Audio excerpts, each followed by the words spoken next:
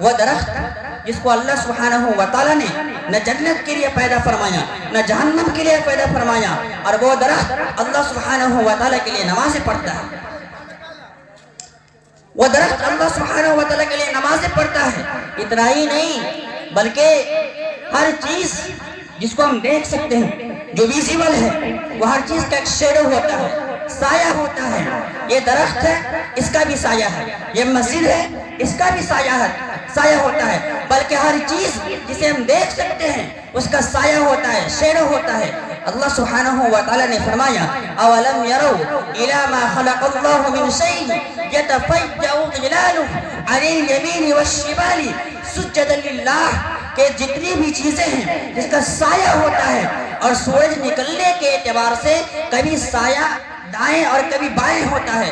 اللہ سبحانہ و تعالیٰ نے فرمایا کہ سائے کا دائیں اور بائیں ہونا یہ بیکار نہیں ہوتا، یوں ہی نہیں ہوتا، بلکہ انسان کا سایہ اور کسی بھی چیز کا سایہ جو ہوتا ہے وہ دائیں اور بائیں ہو کر کے اللہ سبحانہ و تعالیٰ کے لیے نماز پڑھتا ہے ذلت کے مارے.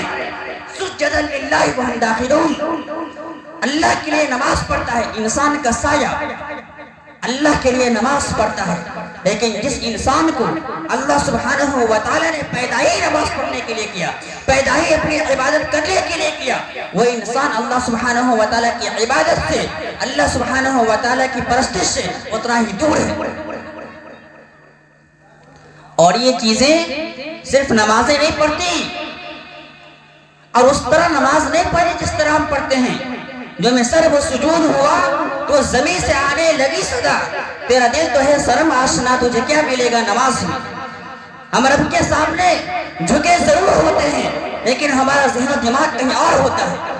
نماز کا وقت ہوتا ہے، 6:45 میں جماعت کھڑی ہوتی ہے تو 6:43 پر بھاگتے ہوئے مسجد پہنچتے ہیں، دکان سے بھاگتے ہوئے آتے ہیں، مارکیٹ سے بھاگتے ہوئے آتے ہیں، کھیتوں کھلیان سے بھاگتے ہوئے آتے ہیں.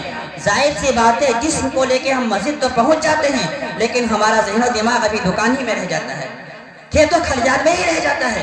کہاں سے عبادت میں مزہ آئے گا اور کہاں سے عبادت میں اثر آئے گا.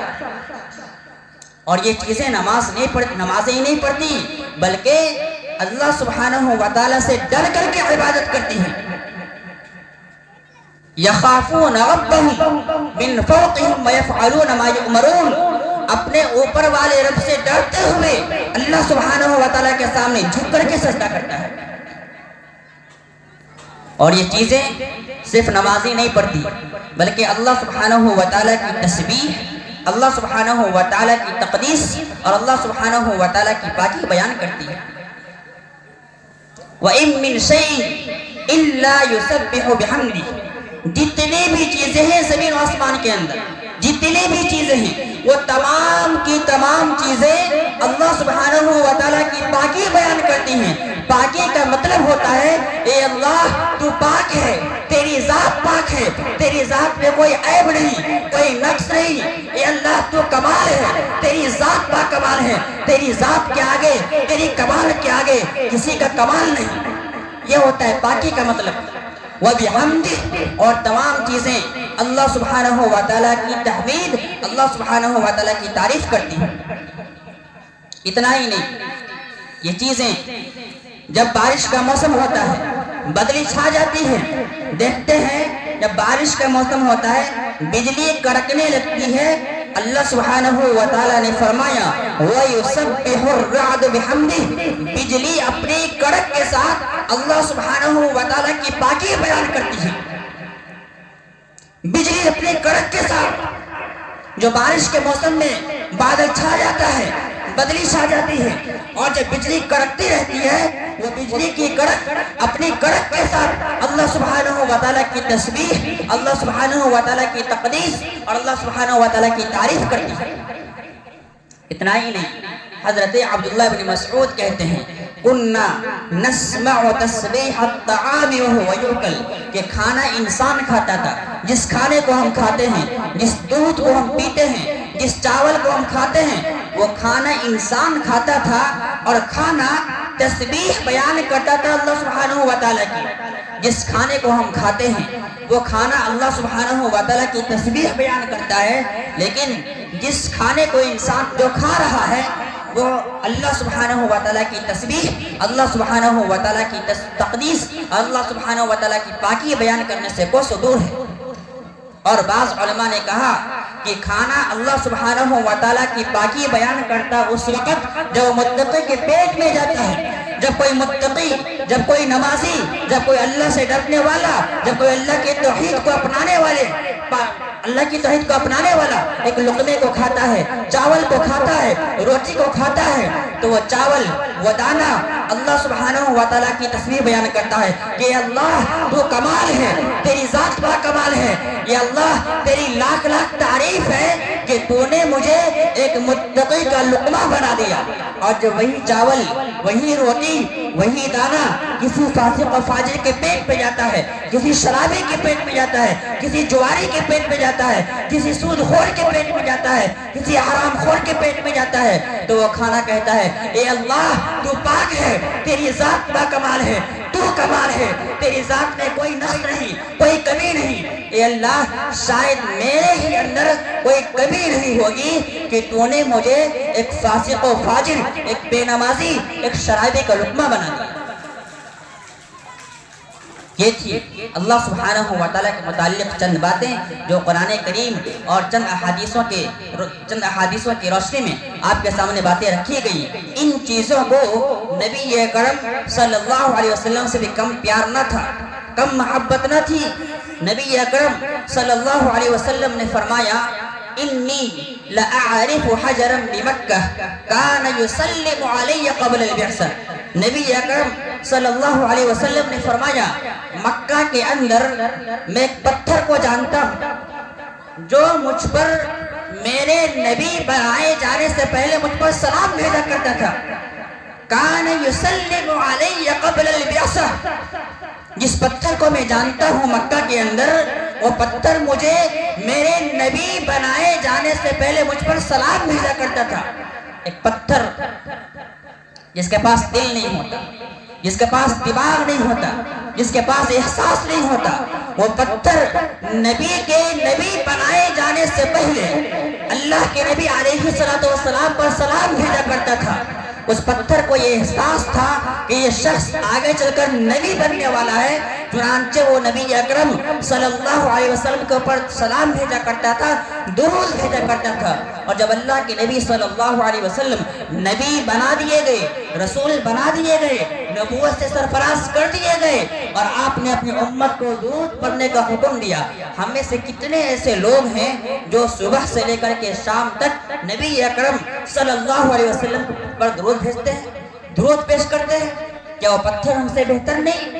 جس پتھر کو یہ احساس تھا کہ یہ شخص آگے چل کر اللہ کا نبی بننے والا ہے، وہ اللہ کے نبی پر سلام بھیجا کرتا تھا۔ اتنا ہی نہیں، بخاری کی روایت ہے، واقعہ مشہور ہے، آپ جانتے ہیں، ہم سب کو یہ واقعہ معلوم ہے کہ اللہ کے نبی صلی اللہ علیہ وسلم جمعہ کا خطبہ مسجد نبی کے اندر ایک تنا تھا کھجور کا، اس کھجور کے تنے پر ٹیک لگا کر خطبہ دیا کرتے تھے۔ ایک عورت اللہ کے نبی کے پاس آئی اور اس نے کہا کہ اللہ کے نبی مجھے اس بات کی اجازت دیں کہ میں آپ کے لیے ایک ممبر بنوا دوں، تو اللہ کے نبی نے اجازت دے دی۔ اس ممبر کو احساس ہوا کہ آج کے بعد نبی سے جدائی ہو جائے، آج کے بعد نبی کا ساتھ چھوٹ جائے گا۔ وہ بچوں کے طریقے سے بلک بلک کر کے رونے لگا۔ آج ہم اپنا تجزیہ کریں، سوچیں کہ صبح سے لے کر کے شام تک نبی صلی اللہ علیہ وسلم کے ایک نہیں کئی سنتیں ہم سے چھوٹ جاتی ہیں، بلکہ ہم یہ کہیں کہ ہم جان بوجھ کر کے چھوڑ دیتے ہیں، پھر بھی ہمیں افسوس نہیں ہوتا۔ کیا وہ ممبر ہم سے بہتر نہیں؟ اتنا ہی نہیں، مسند احمد کی روایت ہے، حضرت عائشہ فرماتی ہیں رضی اللہ عنہا کہ اللہ کے نبی صلی اللہ علیہ وسلم میرے گھر آیا کرتے تھے مکے میں، اور میرے گھر کے آگے ایک جانور بندہ ہوتا تھا، حمار، گدھا جیسے ہی، اور وہ جانور، وہ گدھا انتہائی شریر تھا، بدمعاش تھا۔ حدیث کے اندر الفاظ آیا اقبل و ادبر، آگے پیچھے کیا کرتا تھا۔ اچھل کود کرتا تھا، لیکن جیسے نبی اکرم صلی اللہ علیہ وسلم کے آنے کا احساس ہوتا سکت خاموش ہو جاتا۔ وہ جانور جس کے پاس عقل نہیں ہوتی، دماغ نہیں ہوتا، شعور نہیں ہوتا، اور نبی کی تعظیم میں وہ خاموش ہو جایا کرتا تھا، اچھلنا کودنا بند کر دیا کرتا تھا۔ کیوں؟ کراہیتاً ان یؤذیہ، کہیں ایسا نہ ہو کہ میرے اچھل کود کرنے سے نبی اکرم صلی اللہ علیہ وسلم کو تکلیف پہنچے۔ وہ جانور نبی کی تعظیم میں اچھل کود کرنا بند کر دیتا تھا۔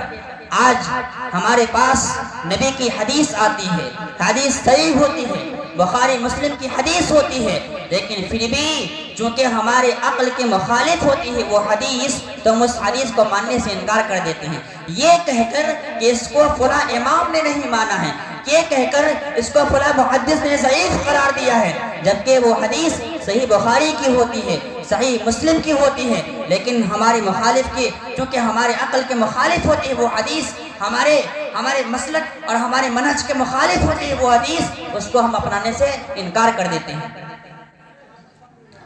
کیا آپ نے سوچا کہ کل قیامت کے دن اللہ کے نبی علیہ السلام سوال کر دیں گے کہ تم تک میری حدیث پہنچی تھی، تم نے ماننے سے کیوں انکار کر دیا تھا؟ ہم کیا جواب دیں گے؟ میں بات کو مختصر کروں، اللہ سبحانہ و تعالیٰ نے ہمیں پیدا کیا اور دنیا کی تمام چیزوں کو پیدا کیا۔ یہاں پہ جتنی بھی چیزوں کی عبادت کا ذکر آیا، ان تمام چیزوں کو اللہ سبحانہ و تعالیٰ نے کس کے لیے پیدا کیا؟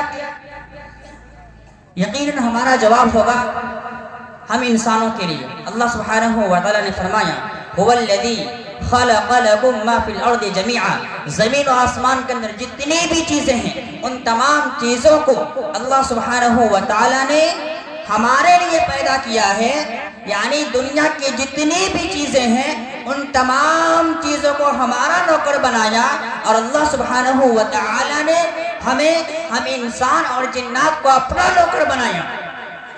لیکن جو اللہ سبحانہ و تعالیٰ کا خاص نوکر ہے، انسان اللہ کا خاص نوکر ہے، وہ نوکری میں اتنا ہی پیچھے ہے، لیکن جس کو اللہ سبحانہ و تعالیٰ نے اپنی عبادت کے لیے پیدا نہیں فرمایا، وہ اللہ سبحانہ و تعالیٰ کے خاص نوکر سے عبادت میں، پرہیزگاری میں، تقوی میں انسان اور جنات سے کہیں آگے ہے۔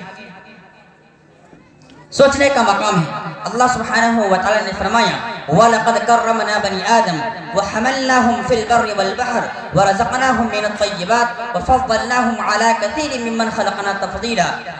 ہم نے انسانوں کو دنیا کی تمام چیزوں کے اوپر فضیلت دیا، بادشاہت دیا، بلندی دیا، مرتبہ دیا، مقام دیا، دنیا کی تمام چیزوں کے اوپر، تمام مخلوقات کے اوپر، لیکن انسان نے اللہ سبحانہ و تعالیٰ کی قدر اس طرح نہیں کی جیسا کہ اللہ سبحانہ و تعالیٰ کا حق ہے۔ اللہ نے فرمایا وَمَا قَدَرُ اللَّهَ حَقَّ قَدْرِهِ، لوگوں نے اللہ سبحانہ و تعالیٰ کی عبادت، لوگوں نے اللہ سبحانہ و تعالیٰ کی تعظیم، لوگوں نے اللہ سبحانہ و تعالیٰ کی قدر اس طرح نہیں کیا جس طرح قدر کرنے کا حق ہے۔ پھر بھی اللہ سبحانہ و تعالیٰ انسانوں پہ رحم و کرم کرتے ہوئے انسان کو مال دیتا ہے، انسان کو مال دیتا ہے۔ جب انسان کو مال مل جاتا ہے سرکشی کرتا ہے، کلا ان الانسان لیطغی، انسان سرکشی پر اترتا ہے۔ مال کو خرچ کرنا چاہیے اللہ سبحانہ و تعالیٰ کی راہ میں، اللہ کے گھر میں، تو فسق و فجور کے کام میں خرچ کرتا ہے۔ بل یرید الانسان لیفجر امامہ، انسان یہ چاہتا ہے کہ اللہ کی نافرمانی میں، معصیت کے کاموں میں مال کو اڑاتا رہے، مال کو خرچ کرتا رہے۔ پھر بھی اللہ سبحانہ و تعالیٰ انسانوں پر رحم و کرم کرتا ہے، انسانوں پر رحم و کرم کرتا ہے، اور انسان پر رحم و کرم کرتے ہوئے نعمتوں سے نوازتا ہے۔ تمام طرح کی نعمتیں اللہ سبحانہ و تعالیٰ انسانوں کو عطا کرتا ہے۔ فرمایا وَآتَاكُم مِّن كُلِّ مَا سَأَلْتُمُوهُ، انسان جو اللہ سے سوال کرتا ہے تمام نعمتیں ہم نے انسانوں کو دی ہے، اور رب العالمین نے فرمایا وَإِن تَعُدُّوا نِعْمَةَ اللَّهِ لَا تُحْصُوهَا، انسان اللہ سبحانہ و تعالیٰ کی نعمتوں کو شمار کرنا چاہے تو کر نہیں سکتا۔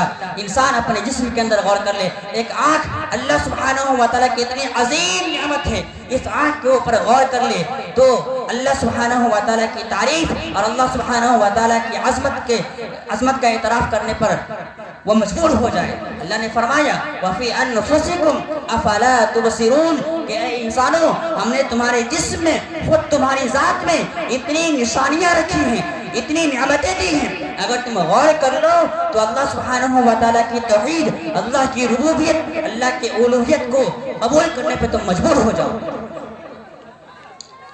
اسی طرح یہ تمام چیزیں صرف اللہ سبحانہ و تعالیٰ کی عبادت ہی نہیں کرتی، بلکہ اگر کوئی آدمی اللہ سبحانہ و تعالیٰ کی عبادت نہ کرے، اللہ کی نافرمانی کرے تو یہ غصے کا اظہار بھی کرتی ہیں۔ یہ سورج جس کا ذکر ہوا کہ اللہ سبحانہ و تعالیٰ کے لیے نمازیں پڑھتا ہے، کیا کبھی سورج نے اللہ سبحانہ و تعالیٰ سے یہ شکایت کی کہ اے اللہ تو ہمیں ایسے لوگوں کے اوپر طلوع کیوں کرتا ہے جو تیری عبادت سے منہ موڑے ہوئے ہیں؟ کبھی سورج نے شکایت کی؟ کبھی نہیں۔ لیکن انسان کیوں اللہ سبحانہ و تعالیٰ کی عبادت سے بھاگتا ہے، اور دنیا کی تمام چیزیں انسان کی نافرمانی پر، انسان کی معصیت پر اللہ غصے کا اظہار کرتی ہیں۔ رب العالمین نے فرمایا تکاد السماوات یتفطرن منہ وتنشق الارض وتخر الجبال هدا، پہاڑ یہ چاہتا ہے کہ کاش رب العالمین کے سامنے، رب العالمین کے ساتھ میرے سامنے کسی کو شریک ٹھہرایا جائے، ہے نا، یہ چیز مجھے گوارا نہیں ہے۔ اگر اللہ رب العالمین کی ذات میں کسی کو شریک ٹھہرایا بھی جائے تو اللہ سبحانہ و تعالیٰ اس سے پہلے ہی مجھے ریزہ کر دے۔ یہ زمین اتنی طاقتور ہے، یہ زمین چاہتی ہے کہ کاش میرے سینے کے اوپر اللہ سبحانہ و تعالیٰ کی ذات میں کسی کو شریک نہ ٹھہرایا جائے، اگر ٹھہرایا بھی جائے تو اس سے پہلے میں ریزہ ہو جاؤں، میں پھٹ جاؤں اور تمام چیزوں کو اپنے اندر سمو لوں۔ اس لیے کہ کل قیامت کے دن اللہ سبحانہ و تعالیٰ اگر ہم سے سوال کرے گا کہ اے زمین ہم نے تمہیں اتنا طاقتور بنایا تھا کہ اس سینے کے اوپر میری ذات میں شریک کیا جا رہا تھا، تم نے لوگوں کو دعوت کیوں نہیں دی، تم نے لوگوں کو سمجھایا کیوں نہیں؟ میں اللہ سبحانہ و تعالیٰ کے سامنے کیا جواب دوں گا؟ آخر کے 2 منٹ کی گفتگو کر کے اور اپنی بات ختم کرتا ہوں۔ اللہ سبحانہ و تعالیٰ نے فرمایا والعصر، قسم ہے زمانے کی۔